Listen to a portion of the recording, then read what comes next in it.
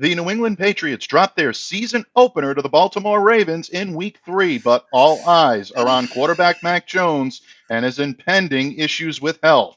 Stay tuned. You're about to be locked in to the Locked On Patriots podcast. You are Locked On Patriots, your daily New England Patriots podcast. Part of the Locked On Podcast Network, your team every day.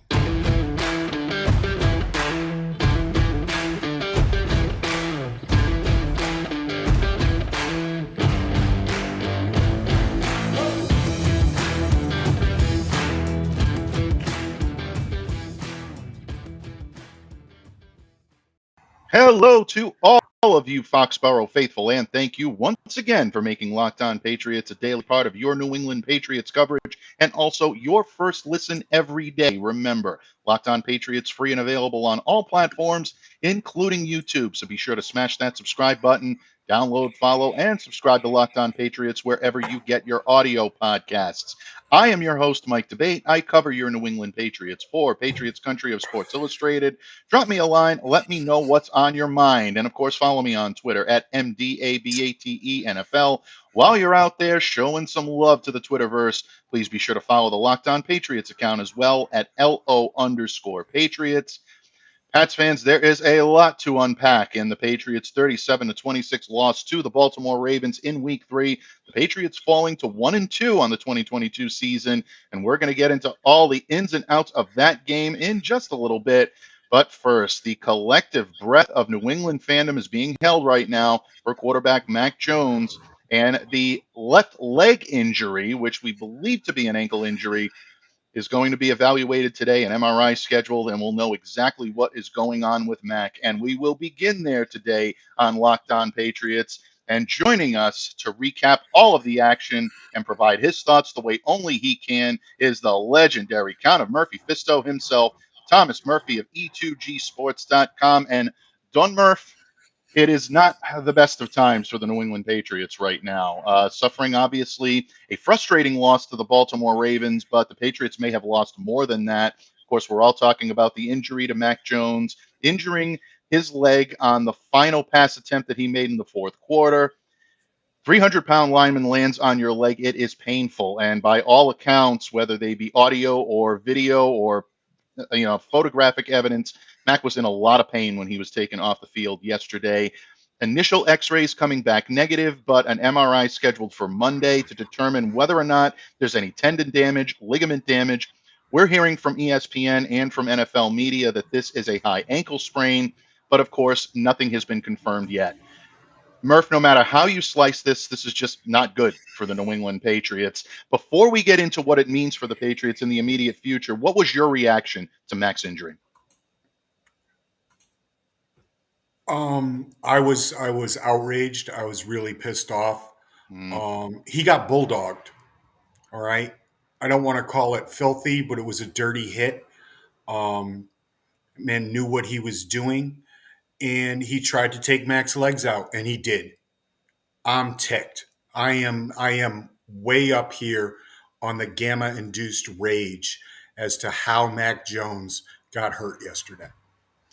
Yeah, I mean, you look at the replay and you look at some of the chatter that was made after the game. And folks, transcripts are available out there. And, we're not going to start putting words in people's mouths. But this is a situation right now where the New England Patriots are facing at least a few weeks now without their starting quarterback. And if it is indeed a high ankle sprain, which we're hearing that it might be, further diagnosis, obviously the MRI is going to confirm that. And folks, we have a special treat for you tomorrow here on Locked On Patriots. Dr. Jessica Flynn of the Boston Sports Journal will join me. We will be discussing Mac's injury in depth.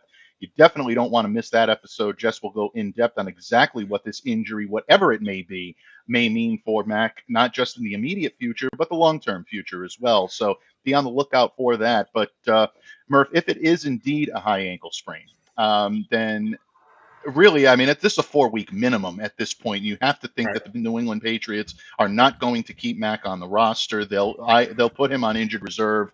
The earliest he'd be able to come off if he's put on injured reserve this week is the October 30th game, day before Halloween, against the Jets in the Meadowlands. So That's best case scenario. Right now, the New England Patriots are looking at the prospect of either Brian Hoyer taking the starts or rookie Bailey Zappi. Uh, Again, this is just not a good situation. I mean, I'm higher on Hoyer than most, but Yeah. at 36, almost 37 years of age, he turns 37, I believe, in a couple of weeks, if I'm not mistaken. If I remember seeing correctly, I think it's early October is his birthday.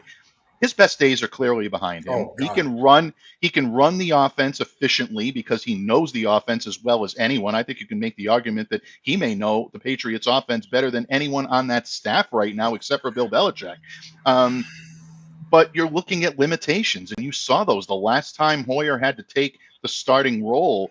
He struggled, and he struggled Yep. mightily against the Kansas City Chiefs a couple of years ago when Cam Newton went down with a COVID-19 diagnosis.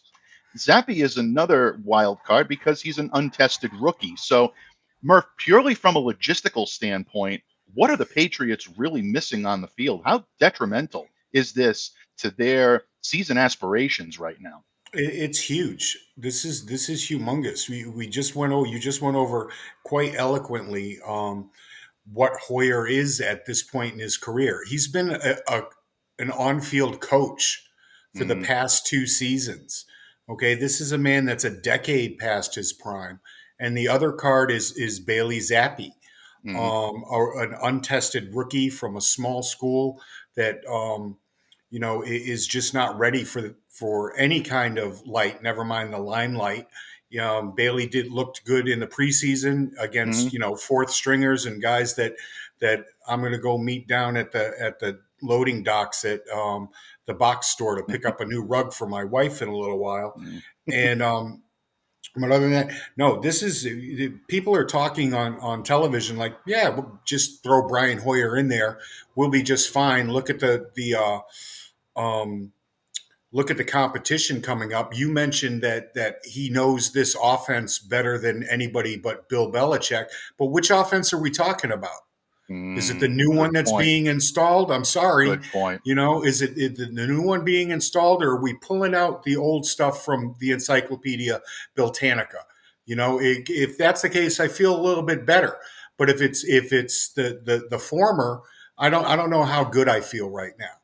And my son actually, Butchie, everybody knows Butchie, actually came down and he gave a little zing to somebody that is um, quite prevalent as a troll in the Boston area, a young man from the Florida vicinity, who is a member of the media here, who said that the Patriots aren't too sure about Mac Jones as to whether or not he's the future or not.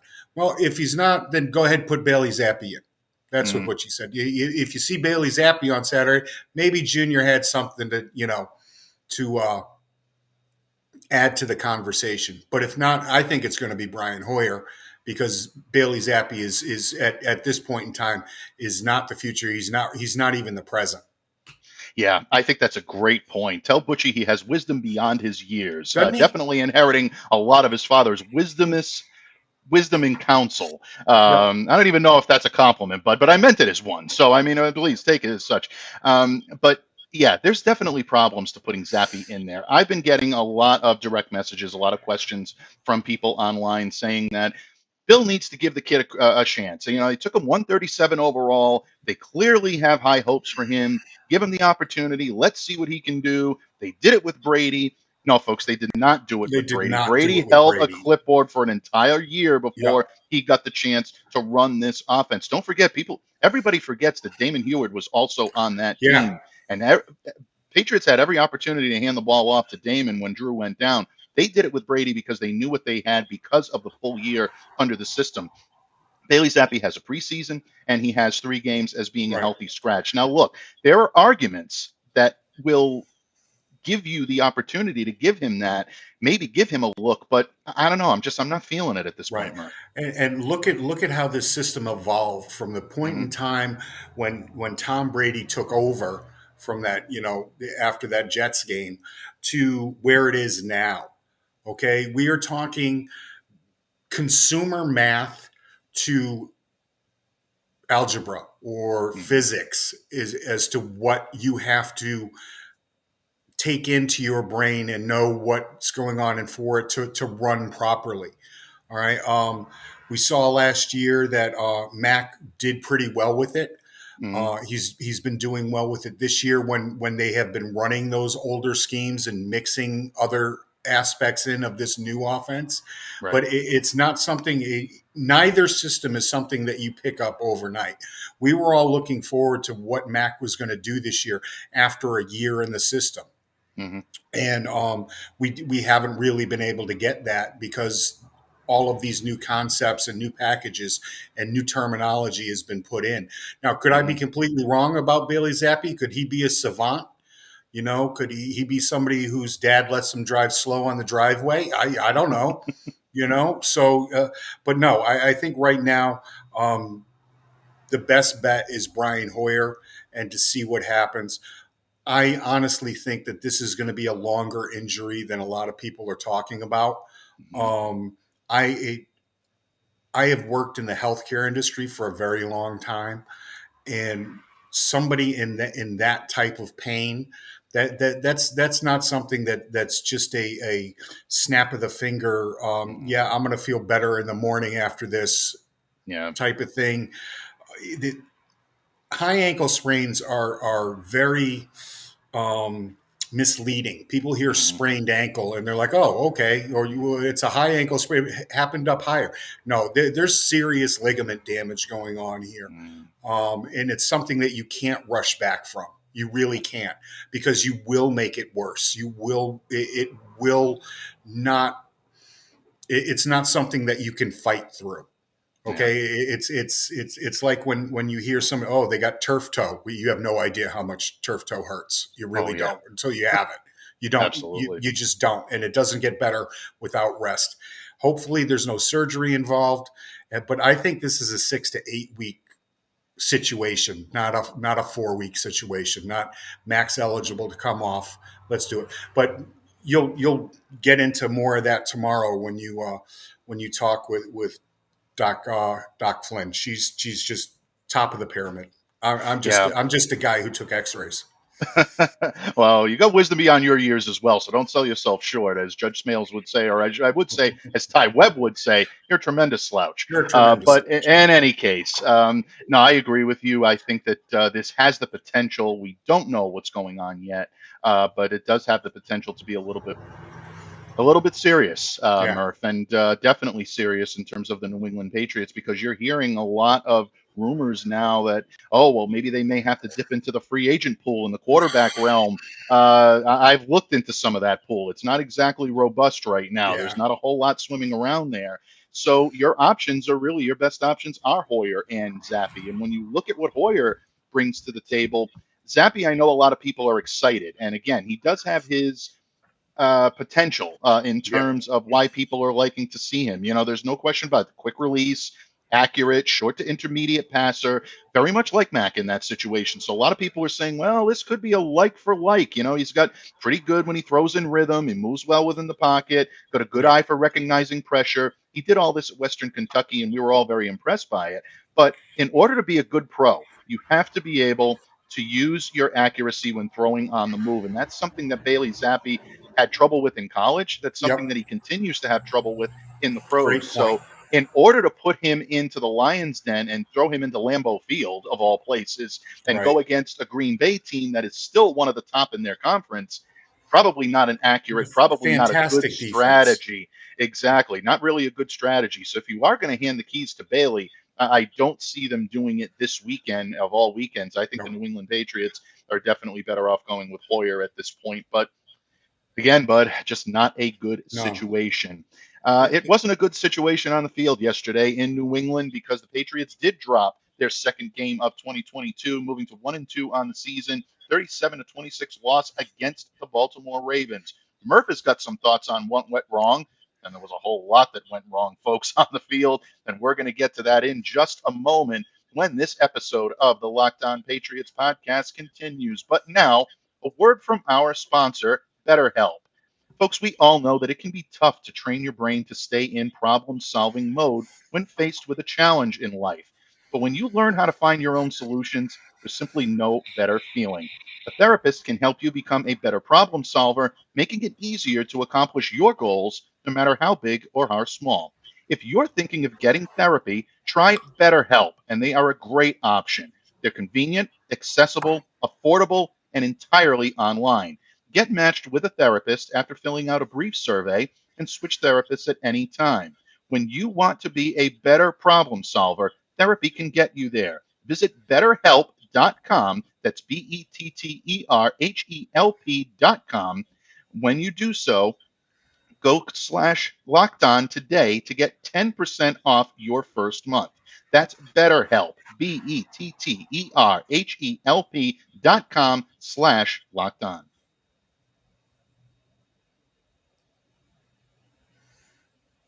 Patriots fans, the legendary Thomas Murphy of E2GSports.com joining me today. We talked a lot in the previous segment, Murph, about Mac Jones, his health, and what it may mean for the New England Patriots. But ultimately, it wasn't just Mac's injury that had problems on the field yesterday or caused problems on the field for the New England Patriots. Too many self-inflicted wounds, turnovers galore, and just inability to execute in the fourth quarter in what was otherwise a game that the Patriots could have won yesterday, dare I say it. They had their chances, no question about it.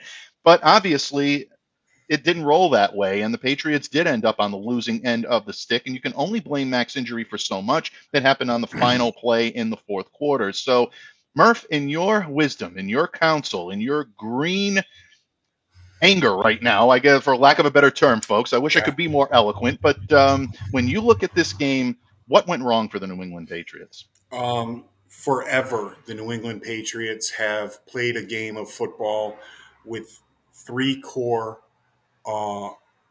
keys that they try to turn every single week. Take care of the football. Did they do that? No, they had 4 turnovers. Defend in the red zone. No, they did not do that. The Ravens were 5 for 5 on their red zone trips. And don't be stupid. And this team did not play well. They gave up big plays. They even in on special teams, they gave up big plays. The final number, one of my keys is moving the chains on third down. They were 2 of 9 on third down for the day, and the Ravens were I think 5 of 10. The Pats were 1 of 2 on fourth down, but I'm not quite sure what they were thinking in that second one with that little swing pass out. It was not smart football. There were poor decisions made throughout this game, and yet this team was in this game right up until the point that Nelson Aguilar decided he wasn't going to take care of the football and got stripped.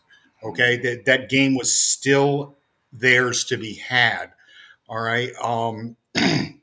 The defense, I'm not quite sure.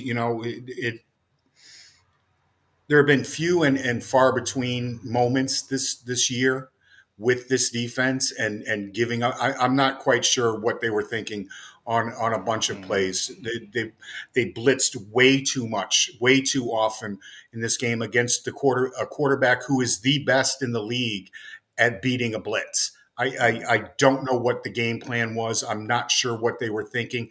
And the halftime adjustments all came from the Baltimore side of the ball and none from the Patriots. Okay. They were in it till the end of the third. And then it was just helter skelter. I'm pulling my hair out here, wondering what they were doing. There were some good moments. They all came in the first half. Dietrich Wise had a fantastic game. I really loved what he brought to it. But where was he in the second half? Okay, he was getting stopped by second and third string offensive linemen. He was over pursuing. The one thing you have to do against this team is defend the C gap. All right, where was it? Point.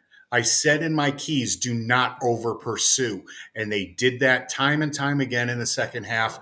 And Junior just beat them through the C gap for anything he was doing, whatever he wanted with his legs. It was almost, even Harbaugh said afterwards, it was like they were begging him to run the ball.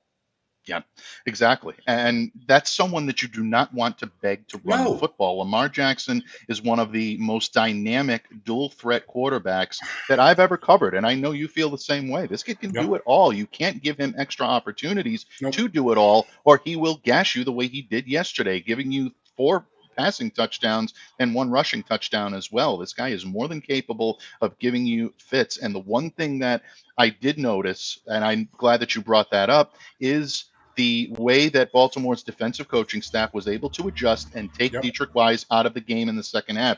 Dietrich had a monster first half. I don't think people realize 5 tackles, 4 of which came for a loss, and 3 sacks. That is a huge first half. That looks 3. like a game. That looks like a game stat, or maybe even a That's 3 combined. games. That's Maybe 3 even, yeah, games. exactly. I mean, this guy was really all over the place against a quarterback, by the way, that is not easy to sack. I think we No. should really make that very clear. But at the same time, they adjusted and they were able to Yep. stop him from being able to penetrate and get out on the edge, which he was doing at will in the first half. The other thing that really I think surprised me a little bit, and maybe it shouldn't because of the nature of how good he really is tight end Mark Andrews. I mean, he's a reigning All Pro. There's Please. no question Thank about you. it. But Kyle Duggar being out of this Right. lineup really shows the deficiency this team has when it comes to defending prolific tight ends. And if Duggar is going to be laid up for any significant period of time, and folks, I don't believe so. He was on the practice field on Friday, so hopefully Sunday was just erring on the side of caution. But this is not a situation where the Patriots are very good at doing that, because when you take someone like a Joshua Bledsoe making his NFL debut, and you put Right. him out there on man coverage with a guy like Mark Andrews, he's going to win that battle every single Every time. time. And this is Lamar Jackson's favorite target. So the Patriots knew this going in. I know they had a dearth of talent at the position. I understand it, but you have to figure out better ways. Maybe Peppers was the guy that you wanted to put in man Thank coverage. you. Maybe even throw Adrian Phillips out there, even though he has difficulty. These are veteran guys that have experience that may be better suited. I know that big nickel secondary contains usually Phillips, McCourty, and Duggar. Yesterday, Peppers was in there, but the Patriots just looked like they couldn't stop it, and they paid the No. price for it. They couldn't. The Patriots, people were bragging that the Patriots had done so well against opponents. Tight ends coming into this game. They hadn't played anybody with tight ends coming into Right. this game. All right, Mm-hmm. they just hadn't. Not at this level. Not we mentioned Peppers on Friday. Mm-hmm. You Yep. know, being able to do that, I thought he had a pretty good game. It was just not enough in certain Mm-hmm. areas and too much in others. I want to bring up Isaiah Wynn. You know, he keeps piling up the penalties. You know, a false start, holding calls, you know, that both stalled drives Mm-hmm. where they could have put more points on the game. He did the same thing last week, and it cost the Patriots a 52-yard field goal that Nick Folk couldn't bang Mm-hmm. through the uprights. Uh, Yeah. this the most aggravating thing, Mike, is the fact that they've handed away both of their losses. Mm-hmm. This team could be 3-0 right now. Yeah. It really Good point. could. But by ignoring the weeklies, it's the things that you come to work with your lunch pail every single week over the last 20 years. Taking stupid penalties, having turnovers, miscommunication on the offensive line. It's killed this team, and it's why they're 1-2 right now instead of 3-0. Yeah, absolutely. No question about it. Very, very well said. And, you know, it's one of those things where the Patriots will look back now this season and they'll take a look at the missed opportunities. You always hate playing Monday morning quarterback on a Monday because there are a lot of regrets. And I know the Patriots are looking at that. And judging from the way Bill Belichick addressed the media, not only after the game last night, but also this morning on a Zoom conference, he's thinking about that as well. Bill, very terse in his response, all of them, not just when it comes to Mac Jones, Good. but all of them. And the Patriots locker room is not going to be a pleasant place to be this week, especially with Aaron Rodgers and the Green Bay Packers staring them right in the face. Right. They've been. Oh, I need more of that from Bill. Bill's been Yeah. a little bit too much pump the tires and not enough Bill Belichick as of late, with at least in public. Yeah. I'm not sure what's going on behind closed doors. I'm sure that the conversation is a little bit different, but the stupidity, I can only handle so much stupidity, and there's just Yeah. been too much. And this team has done well in not missing tackles, things of that nature. But he needs to get on this coaching staff and have them get on these players. These turnovers can't happen. They just can't. And No, they can't. some of it is bad decisions by Mac, and some of it has been play scheme as Matt Patricia has Mac throwing into I don't want to say double or triple coverage, but coverage where he has two receivers in the same side of the field. And so you're sitting there with two receivers with three defenders around those two receivers.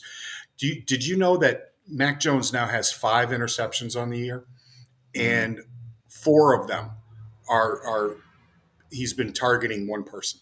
Yeah. And that one person is Devontae Parker, Yep. folks. And, not for anything, there is a few bright spots, and we're going to talk about those in just a moment to bring everything home today. But, if we're talking negatives, Murph, and I hate to pounce on the kid right now because of everything that he's going through, and I thought Mac did have some great moments yesterday. He's a grown-up. He sits at the grown-up table. Go ahead. Decision-making right now is a concern, and it is a concern of mine because we're seeing uncharacteristic poor decision making by Mac Jones in a guy that we didn't see this from in a rookie season last year, and we really didn't see in all of his years at Alabama. One of the great things about bringing in Mac Jones was you believed that you were bringing in a sound decision maker, someone that could, run the offense, someone that would always know where the ball was each and every moment and where his defenders were and everything that needed to happen.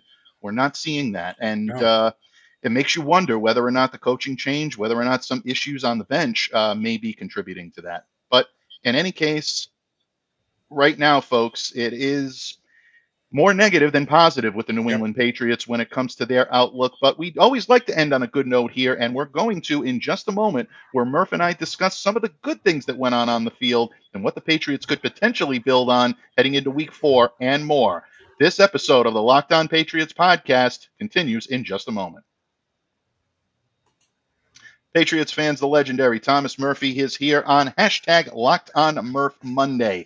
It is not a victory Monday, Murph. It's a concerned Monday, obviously, when it comes to the health of quarterback Mac Jones. It's an angry Monday when it comes to a lot of what we're seeing with the New England Patriots and how they performed on the field. But in their 37-26 loss to the Baltimore Ravens, there are some silver linings to take from the field.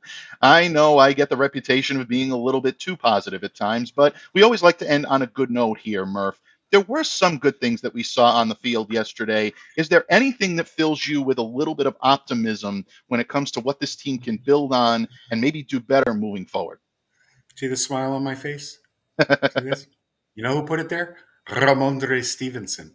Ramondre, he looked fantastic yesterday, and I was kind of dumbfounded that they didn't lean on the running game a little bit more, especially early on when the score was close. I think they tried to prove a point going downfield a bit much, and that's where Mac has had a few of his problems. It worked yesterday for the most part, with the exception of the picks. But no, this running attack is a fierce one. It's one that is versatile and one that moves the chains. We saw it time and again yesterday between Stevenson and Damian Harris. Harris averaged 4 yards a carry, I think. Stevenson ran for 73 yards on 12 carries. You guys go do the math.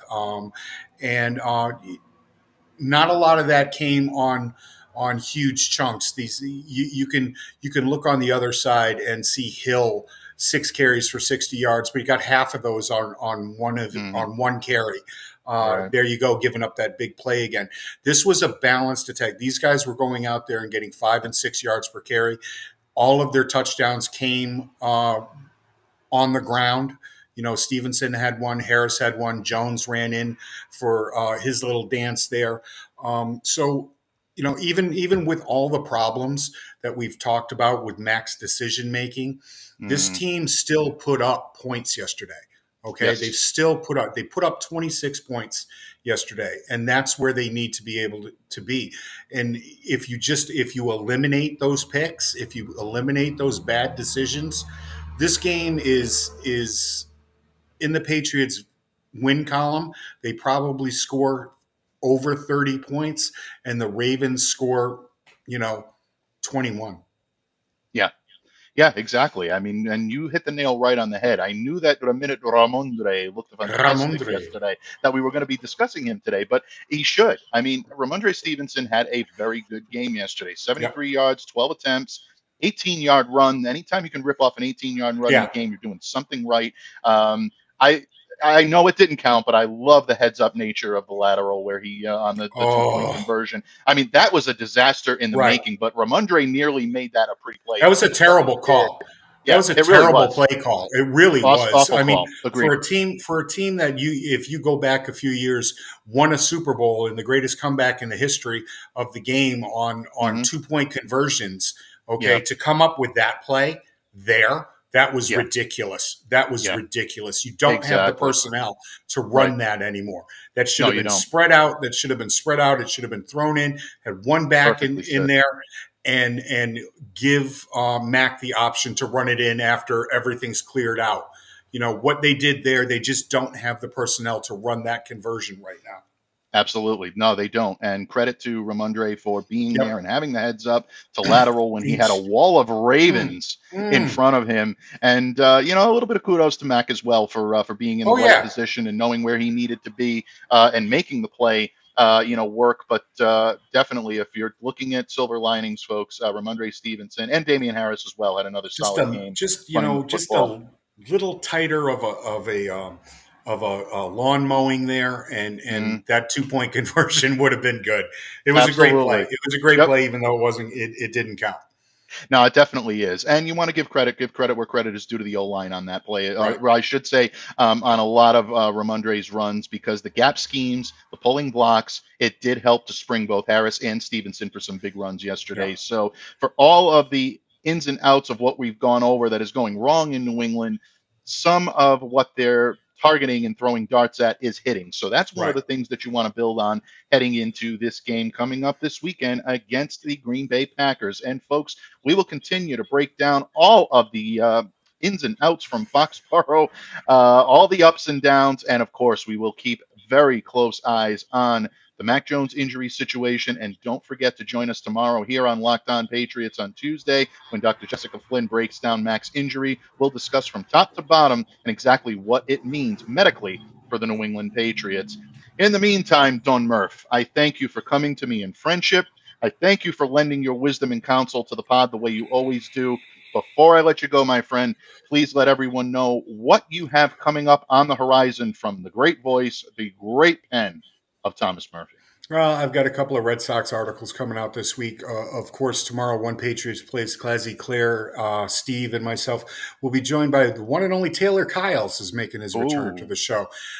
T. Kyles will break down everything that he saw today in a much better way than I ever could. The man is just amazing, he is amazing. and of course, the Monster Keys will be out on Friday. Hopefully, a few more will be turned. Absolutely, folks. And as I always say, you turn the keys, you go to the top. You don't turn the keys, you're never heard from again. And the Patriots are going to need some extra keys. They're going to need some extra oomph behind those keys this week because it could be a tough one coming up in Green Bay at Lambeau on Sunday. Folks, we thank you so much for taking time out of your busy schedule to join us here on Locked On Patriots. And most of all, to make Locked On Patriots a daily part of your New England Patriots coverage. And now that you've made us your first listen, please make your second listen our good friends over at the Peacock and Williamson NFL show. My colleague Brian Peacock and former NFL scout Matt Williamson break down all the action from all throughout the NFL. You do not want to miss it. So definitely download, subscribe to, follow Peacock and Williamson wherever you get your podcasts. And while you're at it, be sure to smash that subscribe button to YouTube for Locked On Patriots. On behalf of the great Don of the Locked On Patriots podcast, the legendary Thomas Murphy, I'm Mike Debate. Stay safe, stay well, be the change you wish to see in the world. Have a great day, everyone. Did I cut the key that said blitz the hell out of Lamar? No, I Yes. didn't. Listen. Oh.